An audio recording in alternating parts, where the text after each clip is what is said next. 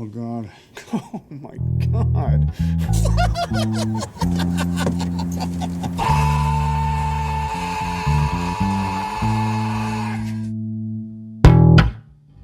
For you. To me, listening, you all sound pretty even. Okay, all right. Well, we're gonna just trust. It's like I'm not hearing anything I want to hear, but like it's all pretty. Listen, Welcome to our balanced. audience. Yeah, you knew what you were getting into. We're terrible. Actually, maybe you didn't know what you were getting into. I don't know why I picked these movies. I'd only seen Face Off, and I saw Face Off when I was probably 6 or something. So it was like The really appropriate time. It is an Like appropriate time to see You know- right.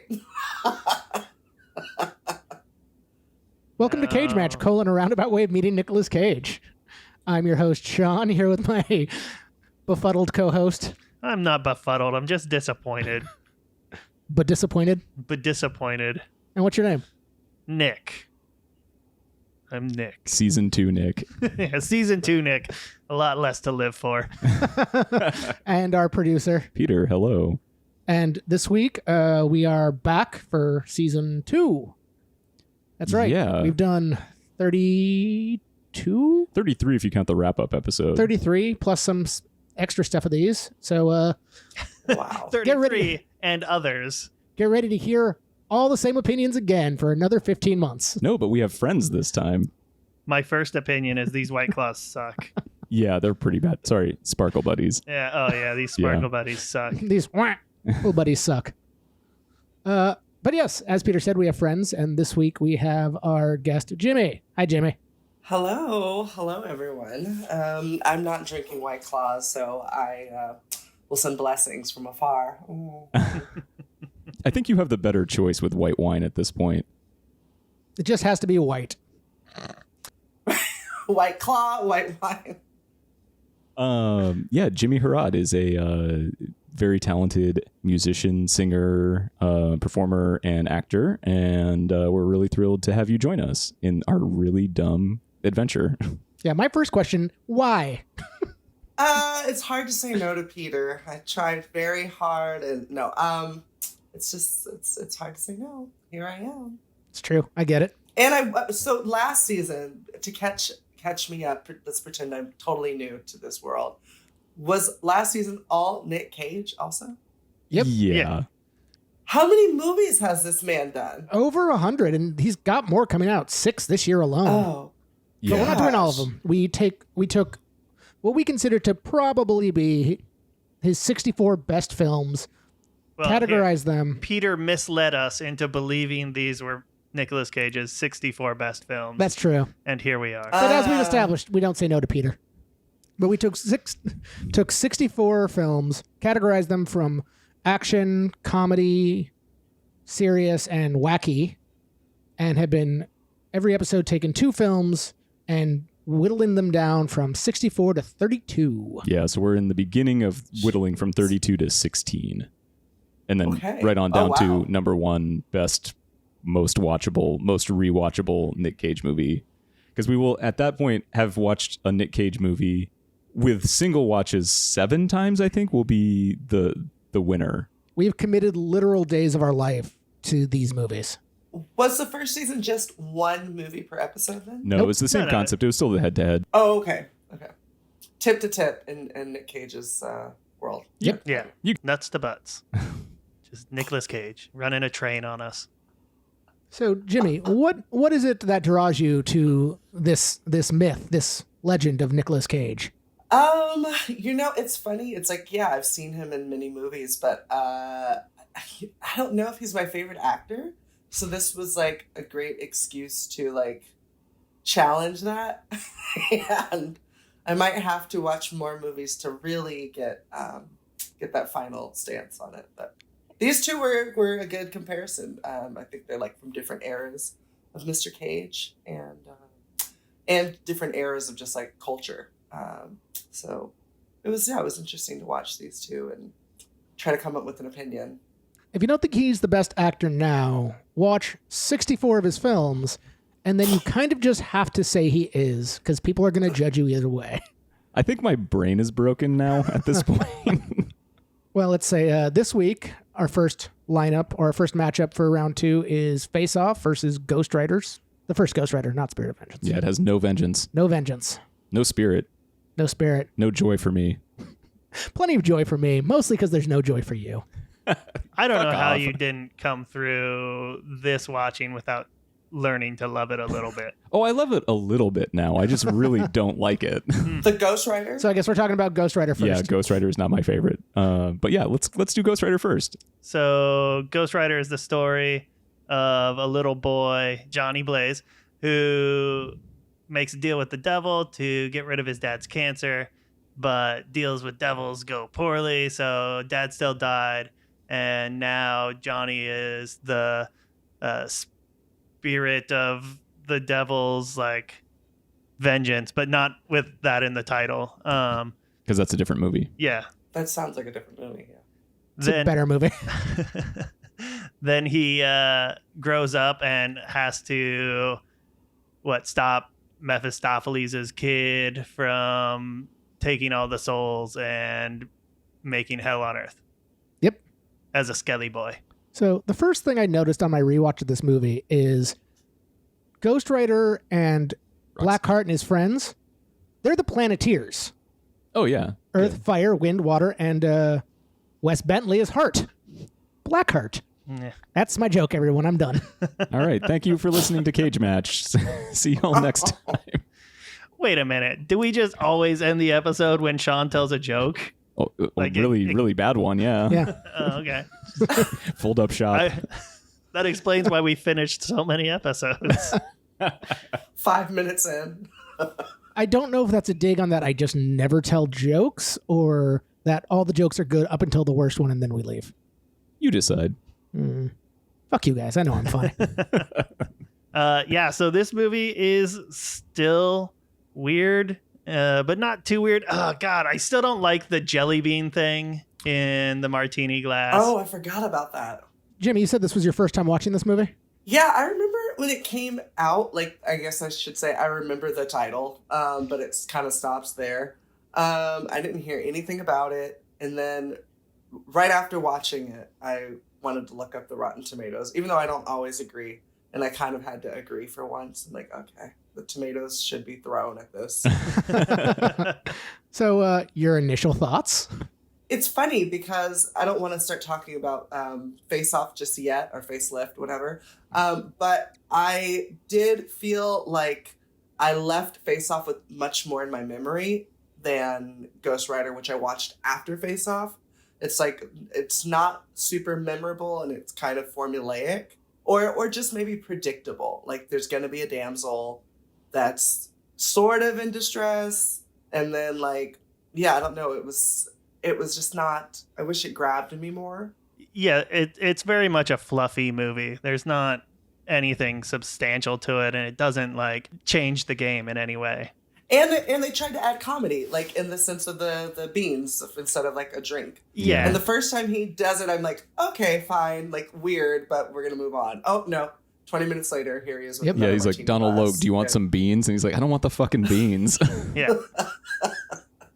Yeah, the jelly beans, it's almost like they wanted to create like funny things about his character, but then they also wanted like us to have like maybe some serious compassion for his like dad dying. Like, I also thank you for explaining the story much better than I tried to someone today.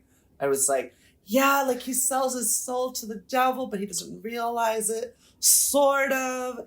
And then his dad, like, I was really labored like by this opening that was like so short in comparison to the rest of the movie. But It's totally all right. I've seen the movie quite a few times now, so. you've got it down.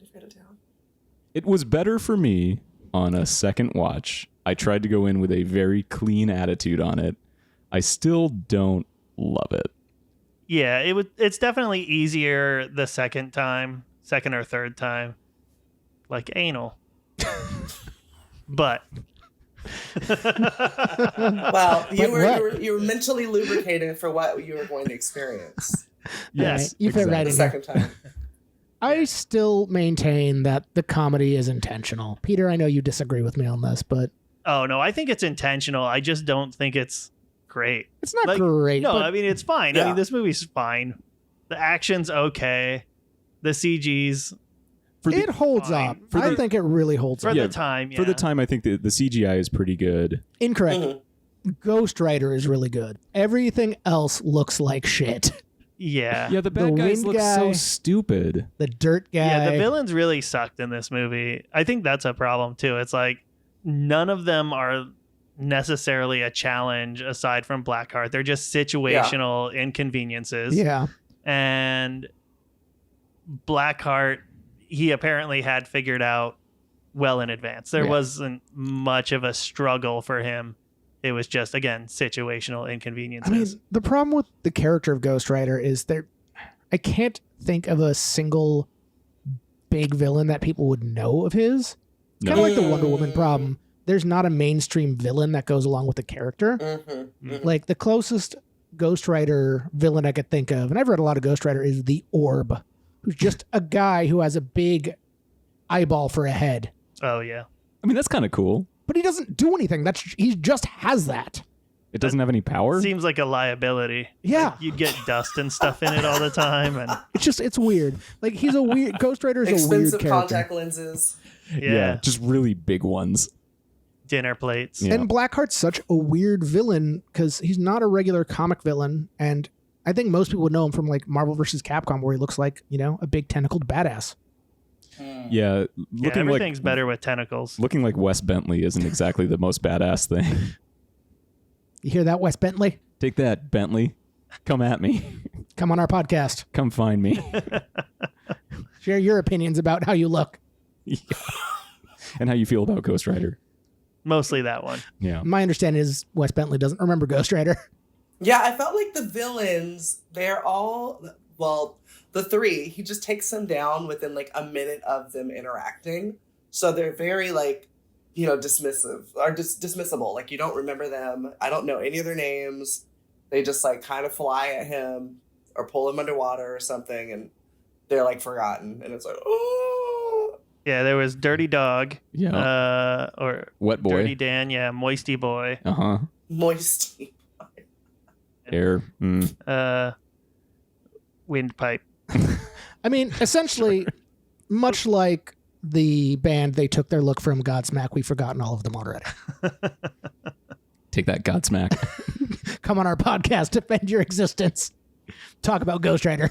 Don't come on our podcast, please, for the love of God. Stay away. Stay away. I hate Season 2. myself and Godsmack. Jimmy, are you a comic book movie person at all, or? Comic book, not so much. Anime, yes, but no. That's the thing I was gonna say about Ghost Rider. I wasn't super familiar with the character, so to get introduced to him through this lens, and for him to be like kind of like laughable and to not have like a great, like delivered backstory, like. I think about how many iterations there are of Spider-Man. I think that the reason is because they always set up the story so well of like the origins of his powers and like, okay, what variant of the story are we going with this time? Like, I think they're characters that have been so much, they've been executed so much better in terms of like leaving the comic world into the film world. And this is not one of them. It's like I don't know how many people, like you were saying, like the Wonder Woman problem, know the villains, and then when you try to like, I don't know, build a story around like just I guess his backstory feels really thin, at least in this portrayal. So I feel like I didn't leave this with like a desire to know more. But is it a burning desire? Well. No. Would you actively seek out any of it? Or are you just disappointed? Maybe I want to know more, like, why, because it must be a good character if they wanted to make a film. But and they made a sequel. And they made a sequel. I didn't check out the tomatoes on that, but you guys seem to like it better. I think it's worse tomatoes. It was made on a like shoestring budget, and it was like By the guys who did the movie Crank. Yeah. It's insane. They're like music video directors, so visually it's nuts. The action is better. The storyline is terrible. and But incomprehensible. that's not what you're there for. But No. it was just bolder choices, which actually kind of worked for it. Yeah. Just because it was more interesting. And I've always liked, because I have read a lot of Ghost Rider, and I've always liked Johnny Blaze's the down on his luck, town to town, like Incredible Hulk style, like sad piano music, but on a hog. Yeah, I wanted him to be more like a sad sack. You know, that kind of story is a little more interesting to me. But like seeing a bunch of fucking redneck people just being like, Johnny Blaze, we fucking love you. And then in the jail being like, I wanted to see you splatter. It's like, oh, Jesus Christ. I will say, of the comic book movies of this era, this is the most accurate depiction, like comic to screen, that was out at the time. Like that is actually the original story arc of Johnny Blaze and the Ghost Rider. What about Roxy? Roxy's a character, yeah. Roxy's a character is about the best definition. Yeah, that is. That's their role, their role in the movie and their role in the comic book. Is their role is that limited? I'll say. Pretty much. Yeah, I found her so wallpaper, and then I was trying to think, is this her acting, or is this the writing, or is this her character? Like, what is it? Peter brought up a line that he just loved that she says in a diner. I'm totally forgetting it right now. Oh, it's when she's drinking that glass of wine and the waiter like brings over another bottle and she's like, I'm pretty, right? And he's just like, God. And that's her comedic moment. I feel like for us, it's like, oh, I'm supposed to like relate maybe or laugh at her situation. Like, I just didn't feel much for her and was kind of bored. I think there's better female opposites in the stories, but you're saying this is such of the time period, this is the most direct translation to screen. So I'm like, okay, I would not be rooting for her. Which I remembered hating at the time because I wanted this like very dour, dark Ghost Rider movie, and I didn't want it to be a comedy when I watched it at the time. But coming back to it for this podcast, I'm like, this movie fucking rocks. Because I saw this in theaters. Like, I had like a $90 a week single issue comic book habit. I hung out only at a comic book store. I thought I was going to be a comic artist. So like, this is all I cared about. it makes sense that it would speak to you more than me. That's your response. That's for you. I love that for you. What did you like about the movie? I mean, we've all talked about the things we didn't like, but I've only talked about the things I liked. Well, it's the same conversation. Because I'm wrong about everything. I thought it was, I could follow it almost better than the film we're going to talk about after this. Like, because it's so formulaic, you can just, like, paint by numbers. Like, okay, this is going to happen, and this happens. Oh, is this a surprise? Not really, but that's okay, because, like, at least I know where I know where the motion will lead us. And so that actually made it easier to watch. I didn't hate this one, actually, as much as I have strong feelings about the other. And so I actually felt like after I liked it more, but that didn't mean I liked it. Right. It's hard to hate something you just don't care about, is how I came out of this movie. It's like, it doesn't affect me, so I don't hate it. It's not like Bangkok Dangerous. I don't feel like I wasted my time watching it. I just don't feel for it. Good Bangkok I'm numb Dangerous to reference. it, like kissing on the mouth. Yeah, right. It does nothing for me these days.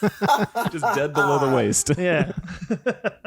You need a hand across your face to feel anything. Ooh, now I just feel anger again. Well, before we move on from this to Face Off, I do want to suggest to our listeners, Peter, keep this in here, please. The comic series that came out around this time, if anyone does want to know more about Ghost Rider by Daniel Way, artist Tex Sierra, was really good. Like, it was the big relaunch that came out around the same time as the comic, and I remember really enjoying it. So, Jimmy, where would you slot this on good movie versus good Nicolas Cage performance? You know, in the Venn diagram, kind of in that concept. Would you call it a good, good bad? Yeah. Good Cage, bad movie, bad Cage, good movie, good, bad, good. Blat. No, I that's funny actually, because the movie is like so unoffensive or daring that it's like could feel boring, but that's also what makes it safe. And like, so it feels very middle of the road.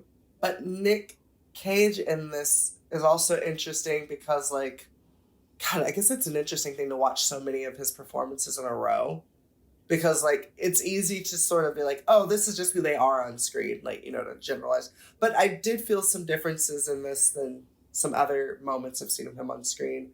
And after some of the comedic, goofy, like the beans and the glass thing, I actually didn't mind his acting in this, even though I wasn't like, I didn't leave the movie like feeling anything. I was like, all right, that's done. Cool. Yeah, I mean, I left it feeling like he actually was acting, where I don't always leave maybe watching like an X-Men movie with that sensation. What do you guys think? I've come to love this film quite a bit. It's stupid. I love Nick Cage in it.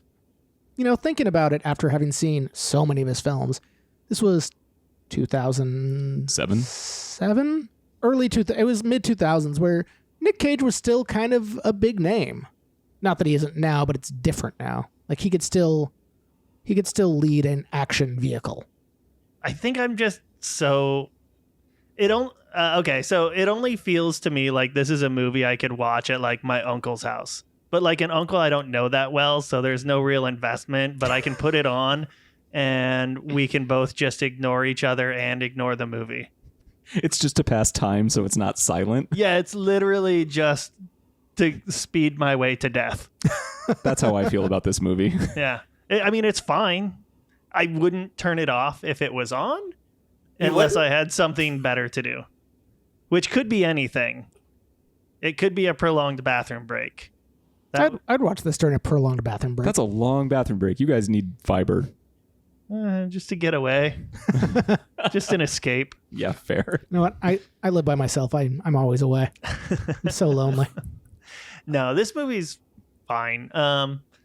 Yes, I'll say that Nicolas Cage made acting choices, and that's something you don't always get. It's not a good performance for me, and it's just an okay movie.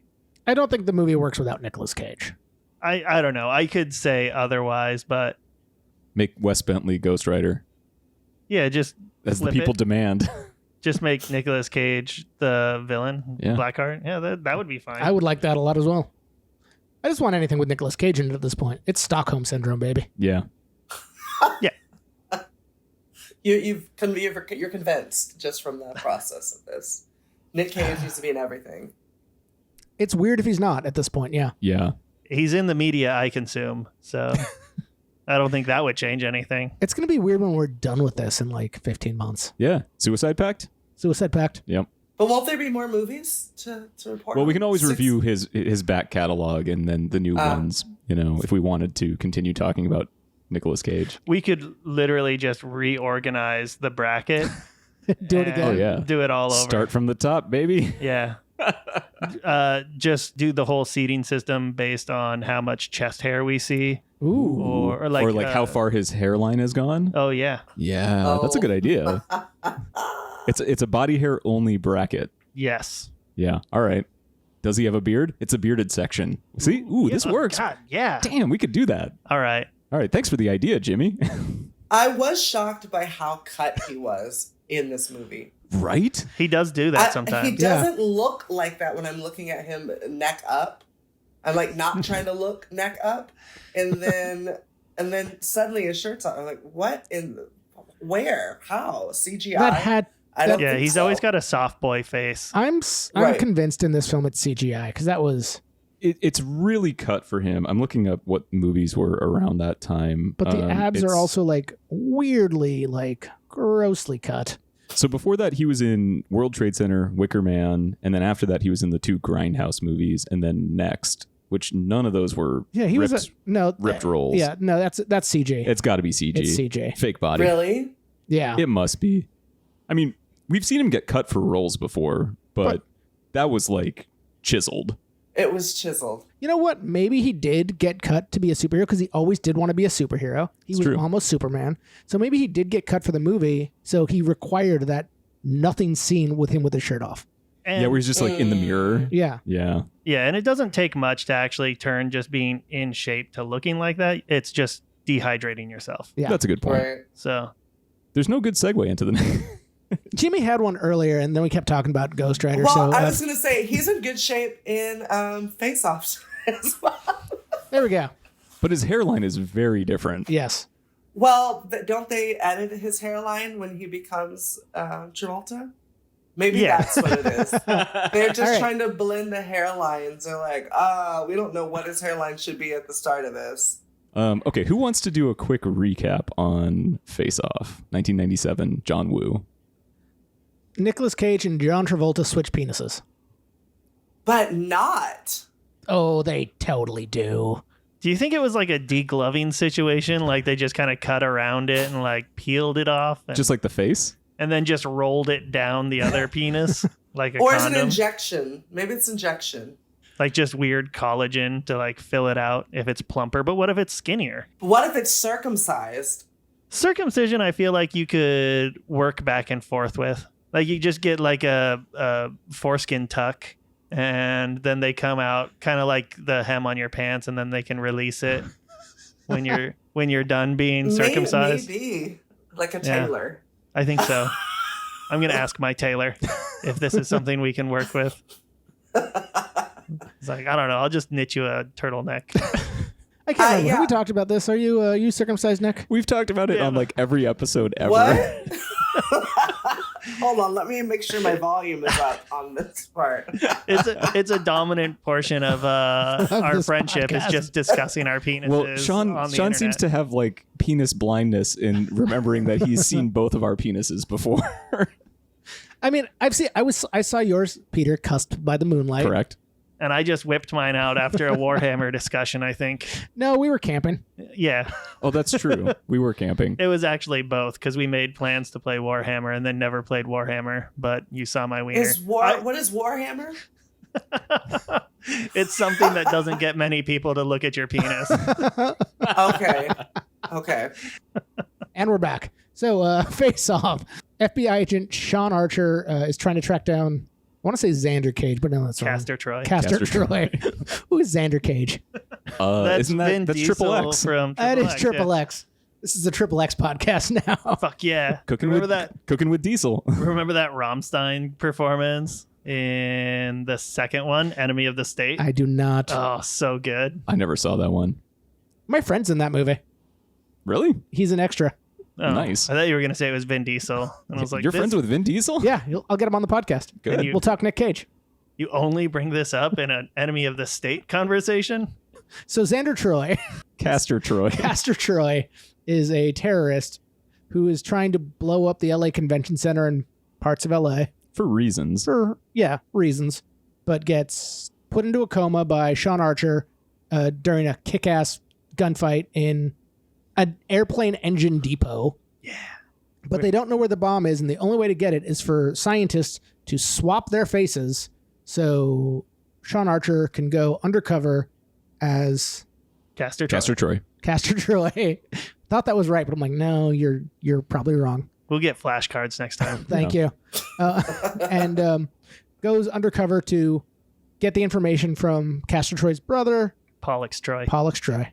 But during the time, Castor Troy wakes up, has the scientists put Sean Archer's face on him And penis. and penis. He's like, I want what he's having.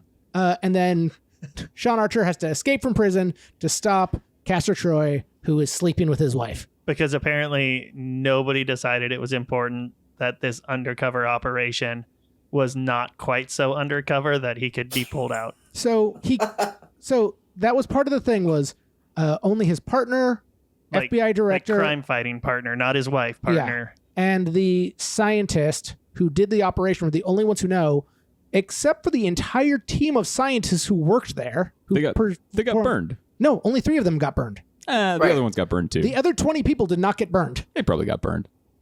They probably signed like ironclad NDAs. Probably. The big part of Get this you is every time.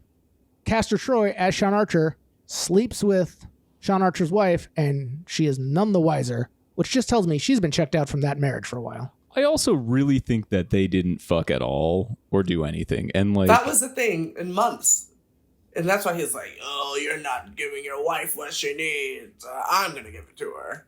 I could eat a peach for hours. Eat a peach for hours, baby. She does say that, they'd been living together as husband and wife for a couple of weeks. So here's my theory about the penis swapping technology, because I believe I'm pro penis swap. Of course you would be. Because Sean Archer had to go undercover in a prison, but not with other convicts, with Castor Troy's brother. Castor Troy's brother and Castor and Pollux have definitely taken sink baths together. Pollux knows what Castor's dick looks like. They had to swap. Do you remember your last sink bath? Yes. Just because it was like yesterday. Yeah. But no, most people don't remember that sort of thing. I feel like it changes. Yeah. I'm just assuming the fear was mine grew a little since I was a child. I'm just assuming mostly thickened up. The length is the FBI assumed that Pollux might know what Castor Troy's dick looked like, and they had to cover all bases. I don't know what my brother's dick looks like. Likewise. A dick. I'm assuming, kind of tubular. It's odd how most of us in this room can we talk know about what each other's dicks look like, and you don't know what your own brother's dick looks like. I don't know what either of your guys' dicks look like. I could have seen them, and it immediately just like slid off my brain. They're memories I don't need to maintain. Dick blindness. I didn't go like immediately back to my room and like do a charcoal drawing that I could preserve for like my future generations. But are they really brothers? That's the other thing. There's almost a slight strange vibe between them for just a second. That relationship is very weird. They are blood related, but the shoe tying thing is super weird. Like, there's some weird incest stuff in this movie. What's his girlfriend? Castor Troy's girlfriend's name? Yeah, because when her brother dies, just like sticks his tongue down her mouth. Oh yeah, that was strange. But they do a lot of drugs. I do a lot of drugs, but I haven't kissed my brother yet. Like well, that. Well, also, there's during that fight scene in the prison. You know how I feel about mouth kissing. It's boring. Yeah, nobody wants to kiss on the mouth anymore. When they're fighting in that prison, there's this moment where Pollux is like, I'm going to get close just for memory's sake. But he's like watching the fight and he's like, oh yeah, he does get like horny for it. You're right. He's getting horny. What's up with this tongue in the mouth? And I would think maybe he would know what his dick looks like more than anybody else. Okay, so then maybe there's some theory here that we can really latch onto. You had to swap the dick. Yeah. Is that technology really in their ability? I don't know. Can you just like pop them off? Yeah, well, I think it's more like a Mr. Potato Head situation. Yeah, it's same concept. Yeah, but there's the stem, right? Yeah, the alignment stem. Yeah. Don't all penises have an alignment stem? Penises are just an alignment stem. But that's the other direction. I stand with degloving. I think that's the way they did it. Yeah. That's the way they did facial technology. Yeah. That way you build like a little like jelly prosthetic that you apply over it. And you just slide it down. You reverse banana that peel. But I imagine the skin hasn't really healed on yet. So when he's having sex with his wife, there's a chance that the glove could just slide off the stem. Yeah, he probably... the rawest of dogs. I don't think Castor Troy would bother holding on to it. He'd let it slide around in there. That might be a little extra for him. My God. The other theory I came up with, and maybe this is more accurate, maybe she did think there was something weird with the dick, but then he did declare he can eat a peach for hours. You get a lot of leeway if you can eat a peach for hours. Yeah. Oh, maybe they didn't dick down. He just like... that Sean Archer has never done that. Oh, yeah. He doesn't do mouth stuff. He's like Superman. Who said that again? I can't remember. Some asshole. Yeah. Was it Pitbull? No. The Rock? No, it was... No. I think it was... No, it's Batman doesn't do that. Oh, Batman doesn't go down? Yeah, Superman goes down. He just looks at your body with his vision. Uses his lasers to do what he wants. He's like, I don't really want to touch it, but... a burning sensation. Just like the ultimate voyeur. Yeah. Oh yeah, you're right. Batman doesn't go down. Yeah. Coward. Not with all that gear on. It's just like it's kind of The mouth is free. The mouth is literally the most true. accessible part of him. It is true. I feel like Ghost Rider would, but I'm terrified of that. At night, at night or during the day. Like which Ghost Rider? Yeah, right. He's like putting jelly beans in there, or he's like using that chain. So yeah, Jimmy, what did you think of this? I mean, you watched it as a youth. Right. Because it was the 90s, the technology seemed way more advanced when you're watching the movie. You're like, oh, wow, like this is like what facelifts are going to be like in the future. Like they're going to be able to like give me like crazy abs. Like what's it going to be? And then like watching it, because this is also, like it's like when you play an old video game in like 2023 as we're currently in. It's like, oh, the graphics are not what I remember. Like, they were so cutting edge or cutting face in that movie that now I was like, oh, okay, like, it's still fine. But it just, like, the logic seemed...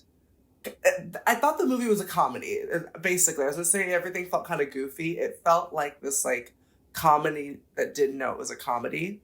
Yeah, it's definitely got that action comedy vibe. Even just, like, that opening at the the choir singing, and he's like, oh, and right. He's doing his like little gestural dance. How was that not a red flag for everybody in the area too?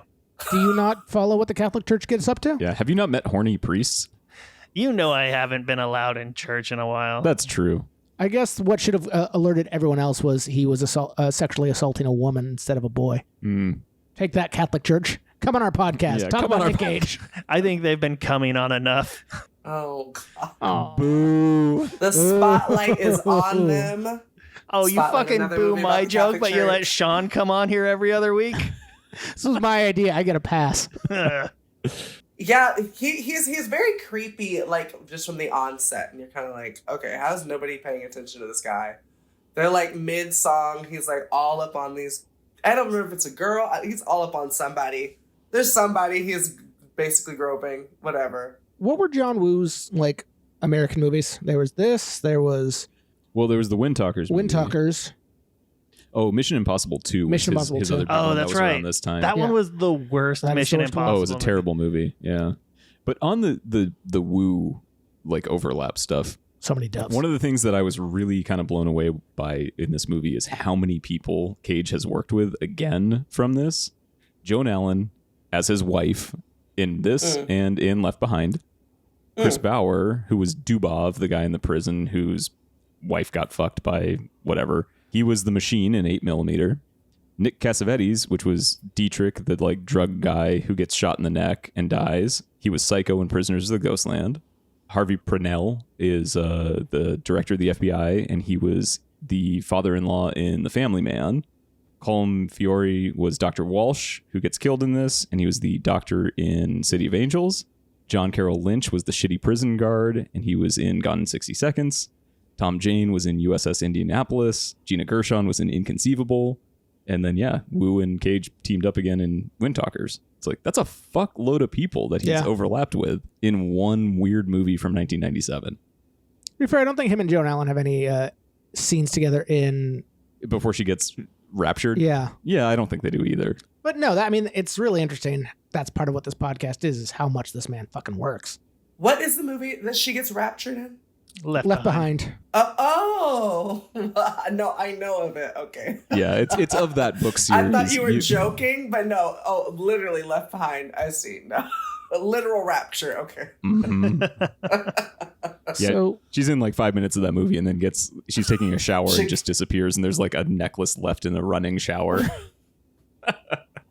how do people feel about this film? Like, Jimmy, where do you rate this? Did you enjoy this, the process of watching this film? I found myself like, well, it's funny. I mean, if we go back to just what the story is of them swapping not just faces, but identities to try to like blend into each other's personal lives and work environments. I found myself initially like, man, I'm watching Travolta way more in this. Like, I don't know why, but like I'm identifying with his acting choice. And then when he becomes, oh my gosh, I'm sorry, Castor Troy. Yes, whatever you just said. When he becomes our good guy, our bad guy. You know what I'm getting at. When they make the swap, I actually then notice Cage's acting choices more, which was actually pretty cool because initially I'm like, oh my God, this character is so too much for me. And I don't know what I'm going to think about this. But about 30 minutes into the movie, there's like a big switch from like the initial onset of this like goofy villain. Like we see Travolta now become like quote unquote the goofy villain, but like his approach at it is really cool for me. And then to see Cage now have to embody like the good guy, which after watching the film, reading like the big thing about this movie was that during that time period, Nicholas had only been good guys. This is actually more the character he typically identifies with, but I don't have that experience with him in my memory at least. And so it's like I don't love the story, but I enjoyed both of their acting the more the story went on. But the story like is so ridiculous. There's like so many moments where I'm like, okay, when John Travolta becomes our bad guy, or when John Travolta is now bad, I'm gonna have to just say it like that. When he's bad, I follow the bone.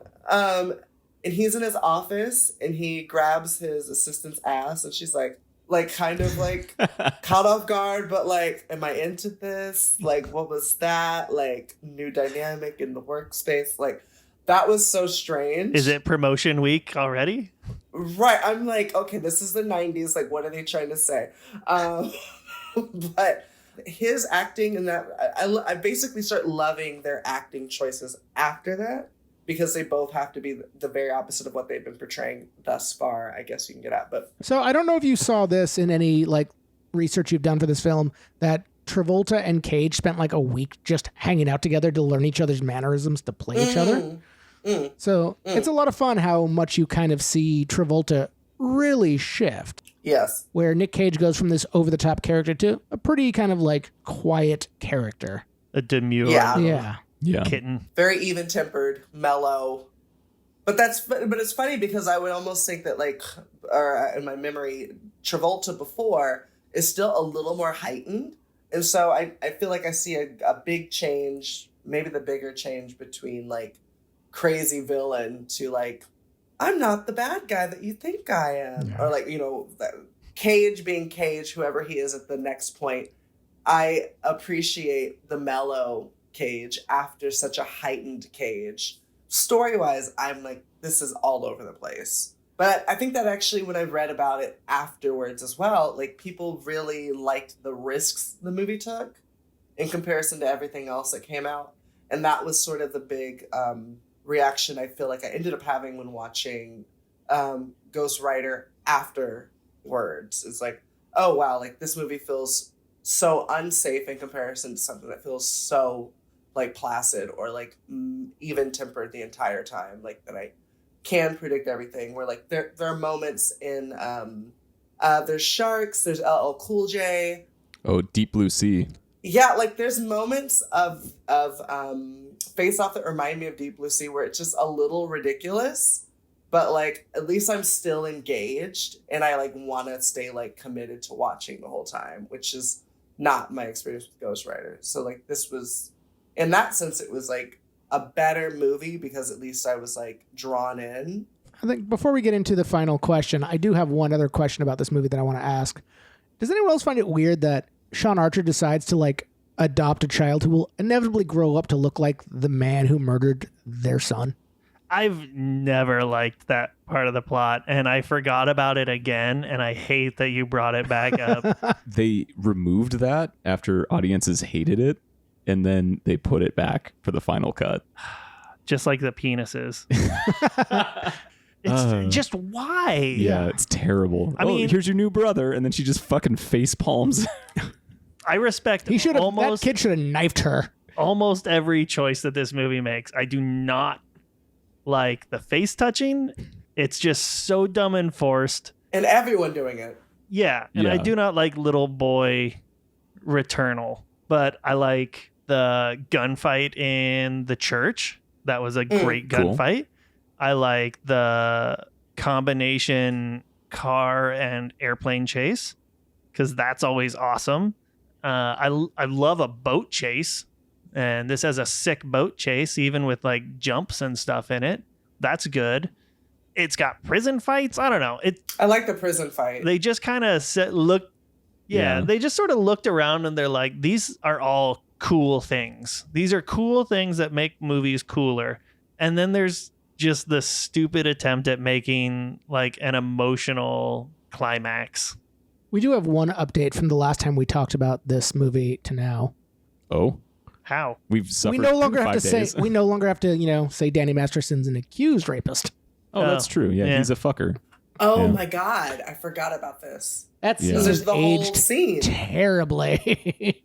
I do regret that there isn't like an extended scene of the daughter just like flipping around and being really good with the butterfly knife. Like all she did was practice for 3 weeks straight. And it would only be a cut of the hand. And it would be like somebody else's hand, like doing all the like flips and flicks. Somebody with like hairy knuckles. Yeah. You know what? We can edit that scene from Kick-Ass into this movie and give you what you want. Yeah. Just flip it around. And then like when it gets to the end of the cut, you just like run it back in reverse. So it's like really long. So we know like, oh yeah, that is the daughter's really hairy fist. She got it from her dad. Yeah. So Yeah. in terms of this film, where do we put Cage and this film? Yeah, Venn diagram. What's our scale? Good and bad. Yeah, scale is too complicated, Jimmy. It's like I still don't know if I like Nicolas Cage, but to get to see both of them opposite each other and both have to play two characters, I did end up enjoying the ridiculousness and the like good guy portrayal from Cage. And then but I'm still like, I feel like I need to watch it a third time so I can still wrap my head around what smorgasbord of a story I just watched. Like there's like the big beats, like okay, like in everyone's favorite beat, bringing the child at the end. Like I would love to beat that child. Oh my God. Oh, come on. Oh, we didn't even do good child, bad child. That's a bad child. That's a bad child. That's a bad kid. Yeah. Get it out of here. All right, so where do you guys put this one on rewatching Face Off? I am not. This movie has its highs, but between them is a lot of nothing. Like it's got great scenes with a lot of it's a John Woo film. It's a long film with great action and a lot of artsy. This is interesting, but not a great film it makes. It's a razor thin plot, but it's all action. And it's an action movie. It still has good laughs. I think it's a good for me. I like this movie. I really enjoy Nick Cage's performance in it. I like how much scenery is chewed in this film. I don't like the movie. So, Jimmy, I think I know the answer, but if you could pick, and your vote doesn't really matter, what would you pick to move forward between these two? It's probably the one I like the least, like objectively. Or no. Was that the right word? Like the one I artistically don't like? Yeah, it's probably Face Off. It's gotta be, well, action-wise, it's gotta be this one. I think Face Off. I almost feel like there's not enough action in Ghost Rider. That's fair. That's I don't remember much that's a good point. action. All the fight scenes are very short. Flamey driving or flamey riding. It's all CG. Sean, what do you think?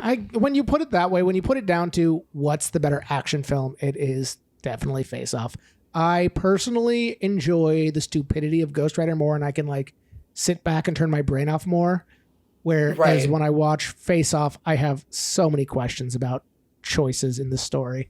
And I am less engaged with Face Off because of the script and choices. But in terms of action set pieces and action film, it is the better choice. And it is the better performance. and I've maneuvered this perfectly because I agree with the statements I forced you all to make. It is the better movie. Mastercraft. Yeah. I've been working on this. Ever since Primal. Yeah. No, you got primaled. Can I ask which one's more memorable to people? I don't know. I do the weird dumb point thing so much more than I do the face thing. Well, if you started doing the face thing, the podcast would be over. We would not do it anymore. Also, we're all glasses wearers. That'd I put up really with a lot of shit from you, but I'm not going to put up with the face thing. Okay. Yeah. That was episode 1 of season 2. Nice work. Yeah. I feel like we came to the correct choice. Thank you, Jimmy. Thanks for having me. Now I'm gonna go watch Spirit of Vengeance. You should. You should. It's a lark. It's better. It's got Idris Elba in it and doing a terrible French accent. Yeah. Yeah. You got anything you want to pitch or sell to our listeners? Yeah. Where can we find you? Yeah. You can find me on OnlyFans. No, you can find me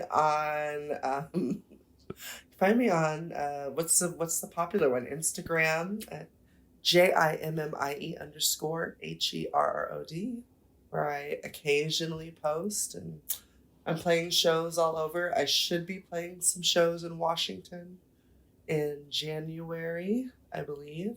We're international though, Jimmy. Yeah. We got fans everywhere. Hey, we reached top 25 in Germany for movie review podcasts at one point. Like David shit. Hasselhoff before us. Yeah, exactly. But then I think my scathing review of Wings of Desire That fucked everything up. it did. Fuck. All right, go ahead, Jimmy. No, I'm bouncing all over. That sounded specific. Yeah, doing stuff all over the place. So if you go on there, you'll see whatever I've got going on. So, but thanks for having me. Thank you all for listening. Please rate, review, subscribe. Thanks for coming back for season 2. You can chat with us on Instagram at cage_match_pod and Reddit at cagematchpod. We're also on Blue Sky now because I gave myself an invite. But I don't. Blue Sky? It's the new Twitter. Oh. Yeah. Wait. Oh. Is it not Blue X Sky? anymore? No, it's No, it's something else. Yeah, it's the counter Josh. Twitter. Yeah, What? John Threads? Josh no. Dory. The creator of Twitter created Blue Sky. Jack Dorsey. Jack You were Dorsey. getting there. Huh. You were close. Xander Cage. Yeah. So we're on that too. I can't remember how you actually give people information on how you can connect on that thing. So find Figure us it there. out, yeah. Figure it out. If you're on Blue Sky, which most of you aren't. Right. And if you are interested in supporting us, we are on Patreon at Cage Match. And thank you to our Sparkle buddies, Josh, Sean, Josie, Rico, Matt, and Adam, and our cage dancers, Ira, John, Freeman, and Lance. I still notice Meredith hasn't joined any of these tiers. Yeah. Stay strong. Don't give us your money. Yeah, we don't need it anymore. We got these nice microphones. It's true. Yeah, we're How do you already like? How do you set. like these mouth noises, Meredith? Nom, nom, nom. Ugh. Gross. Also, keep this in because I'm going to text them like, "Hey, we started our second season. I want you to give me feedback on the new microphones And mouth noises. and mouth noises." Yeah. They understand. Oh, don't do that. I've been practicing. I can tell. That was actually much better. Right back to disappointed. I'm fucking going home. Bye bye.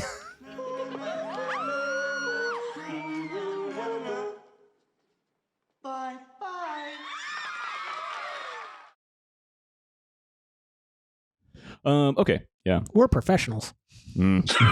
Season 2, baby. The bar has been lowered. Better equipment, worse show. I mean, now you hear all our mouth noises. All of them.